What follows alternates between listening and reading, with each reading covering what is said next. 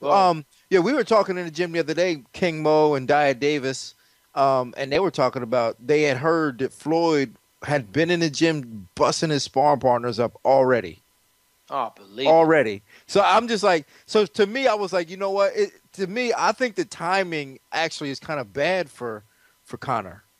Oh You my God. know, if I was Conor, I would want to try to drag this thing Who is out till Conor going to next May. bring in? I know, like, who's he going to bring in to get prepared for in 2 months to Who? help him get prepared in 2 months? Like, name me the person. I want to see this I, person. Bring him to me. Because I'm going to tell you one thing. It's a kid named DeAndre Lattimore. They call him Bull Lattimore from St. Louis. Mhm, Was a prospect, and he was on the rise, right?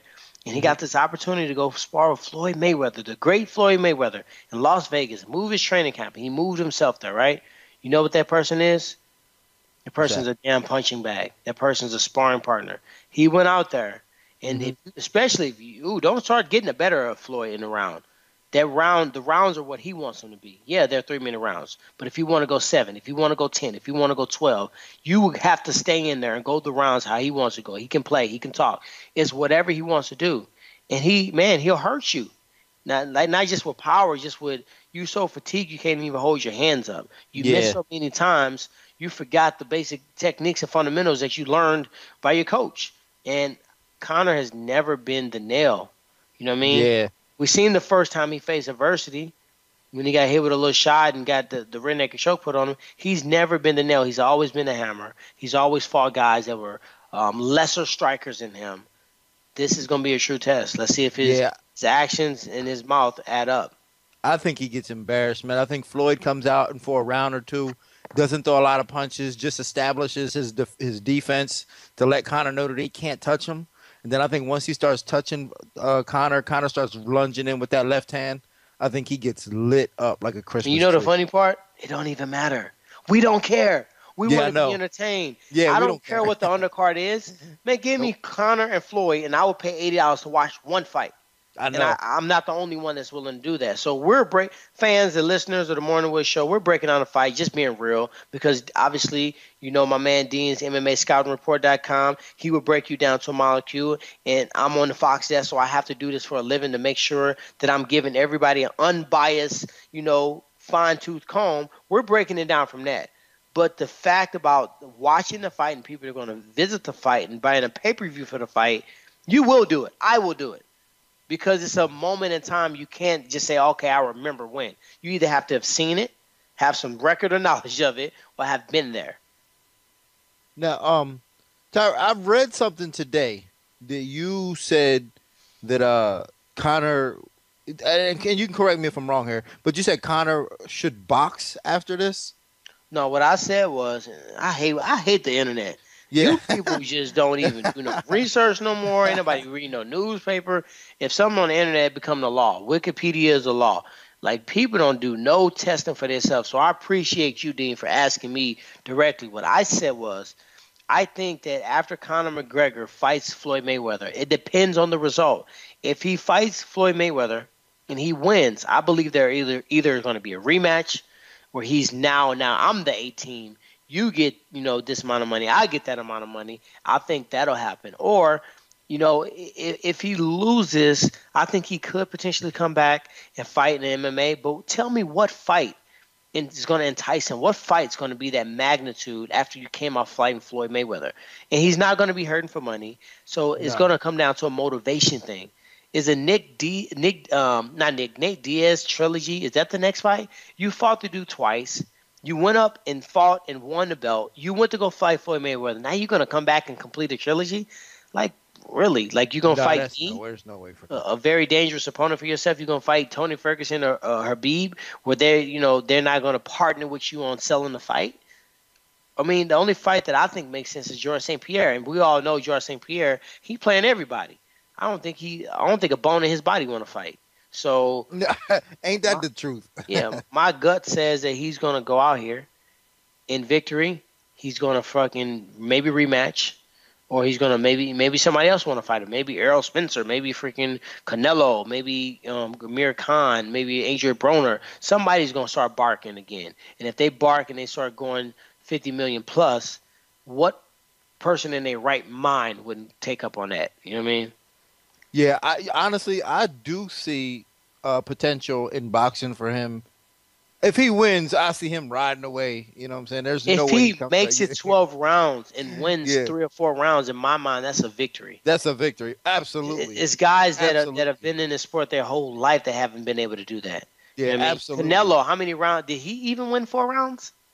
Yeah, I don't I remember. don't I think don't remember if he I don't even won think four he rounds. won for. He might not He even might have won. won 2 or 3 rounds. If he Yeah. goes in there, wins 4 rounds, and makes it 12, and looks fucking anywhere near that he's on that level or can survive or the mental toughness, he's gonna get a public hats off from me and many, many other fans across the world. Oh yeah, I will take my hat off to him. But One hundred percent. I can see him, taking this fight, and if he loses and does at least he don't even have to win rounds, but a respectable job, I could see him coming back and fighting like Amir Khan or I wouldn't even. Adrian Khan was Broner the or first somebody. one to call him out. Yeah, I could see him coming back to fight For Amir Khan. sure. And think about the purse difference. Like he was quote unquote, off the record, unofficially, maybe slated to fight George St. Pierre for tens of millions, 10, 15 million each. Big payday, biggest payday would have ever seen. It's reported that he made 3.5 million to show against Eddie Alvarez. We all know he probably made more. So you're talking about, middle millions to the tens of millions. Now we're talking about the upper tens of millions, 50, 60, 70, 80, maybe 100 million once you do the pay-per-view merchandising and his little pieces of whatever. Think about the endorsements alone. Watch companies, car companies, fine fashion companies. Everybody's going to come out to work. I couldn't see him leaving with less than $10 million in endorsements for this fight alone. Man, that's so crazy, man. When you think about it, like, like this sport has come to that. You know what I'm saying? Yeah. This sport has come to the point where there's an MMA guy, a poor MMA kid from Ireland, now in a position to fight, the one of the best boxers of all time, and he's going to probably make $10 million in endorsements alone. Endorsements. This is so crazy. This is what I'm saying about like his self belief, because like he, in a sense, kind of willed himself into this Man, you position. got to give him credit, man. Like, Yeah, hey, I'm gonna be straight up. I can be real. I can tell you exactly what I think when I think, and I'm not gonna sugarcoat it. Conor McGregor is a boss. I'm gonna yeah, be man. dead ass. He is a boss for what he's done. The ability to go and shake the industry that fast in 7 years. 7 years is all he's been in the UFC for. And I could be wrong. It could be less. TJ, you can maybe help us out on that. But he has came into this industry. He has shooken it up to a point where you crack the top of that soda, it's soda on everybody. He's done that. Now he's made himself so popular that Floyd Mayweather came out of retirement to fight this dude. Like, come on now. You gotta Yeah. give credit. Yeah. I mean, he just willed himself into this position. Yeah. Like said, I'm going to do it. And obviously, he put, he did what he had to do as far as action wise, like knocking guys out and building his fan base and doing what he had to do. But it's just amazing how he could go And from it didn't start last week. It didn't start no, when he got to the UFC. You got to realize Conor McGregor. I don't even know this kid. I always call everybody a kid, but I don't even know Conor McGregor. But just looking at the results, I guarantee you, he stood in front of the mirror. He's planned this out. He scripted what he was going to say when he got to this point. He envisioned himself being a multiple division champion. He spoke these things into existence. Spiritually, they said you speak those things that are not as if they are so, or it's a power in the tongue. It's life and death in it. And some people say, hey, speak those things into the universe. Whatever you believe in, this kid's done that. There's no way he could achieve what he's done. There's no way that he can, quote unquote, predict or put himself in these killer win-win situations time and time again. He just got picked up by Beats. He was a monster energy drink athlete. He was on freaking Call of Duty as a character. All these things are coming to this kid because mentally, as you said, the self-belief and just willing himself into a position of success. Conor McGregor's first amateur fight was 10 years ago. When was his first fight in the UFC? 2011, I believe. So it's perfect. Less than 7 years. 6 So years. who did he fight? That was against Marcus Brimage, right? Marcus Brimage. My apologies. Sorry. Conor McGregor's first UFC fight, 2013. 2013. 4 years So in I UFC. stand corrected. As a professional fighter, probably 2011. UFC, he's been in 2013. We're in 2017. 4 years later from his debut in the UFC, this kid has every person that watches anybody punching somebody in the face. They're talking about Conor. You can't mention boxing without Conor. You can't mention MMA without Conor. That's what's going on right now. To really put it into perspective, 4 years ago, the man was on welfare. That's what I'm saying. Like, apparently, rumor has it that when hey, Conor, we squashed our beef right now, man. That's all I had to hear. We ain't got no more beef. Yeah, all the fans out here that listen to the show, tweet it out. Me and Conor, we squashed. We ain't got no beef. Yeah, man, that's what I heard when he fought Marcus Brimage. He was on welfare. I mean, this is crazy, man. To go from that and to just he might get a tweet from me. He might get a what? He might get a tweet from me today. Yeah, man. He's definitely done well. He's and like the ambassador of Quan right now.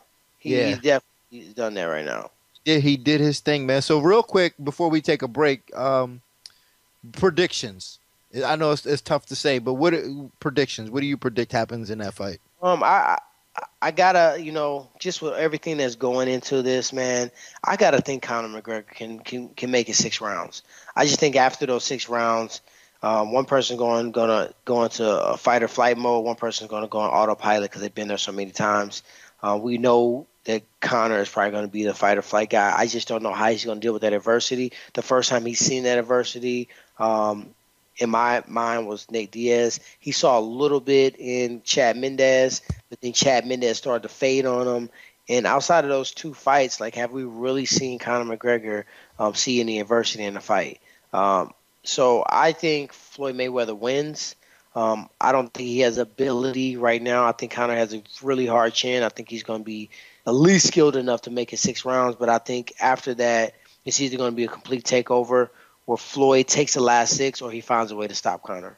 Hey, I got a question for you, Tyron. When you're in the gym and you're maybe doing just stand-up sparring or whatever, you ever get tagged, maybe get a little bit loopy, do you have to fight the urge to take someone down or get crazy? Because honestly, like if you take the L. If Conor gets tagged and gets loopy, what are the odds that he accidentally throws like a high kick or something? Let me tell you this, okay? Conor McGregor, now I gave him a lot of praise, but now I got to give him the real honesty. Conor McGregor ain't been in a boxing gym like me. He hasn't went years and years of taking their lumps in wildcard boxing, sparring world champion guys where they're beating your ass and you want it out the round. Your coach pour water on your head, Dean. You've seen him do that before. Mm-hmm. Nope, get back in there. Nope, you got to go back in there. He hasn't had that. Everybody worships him. Everybody tells him how great he is. He's sparring people that's going to make him look good. He's never been in that world.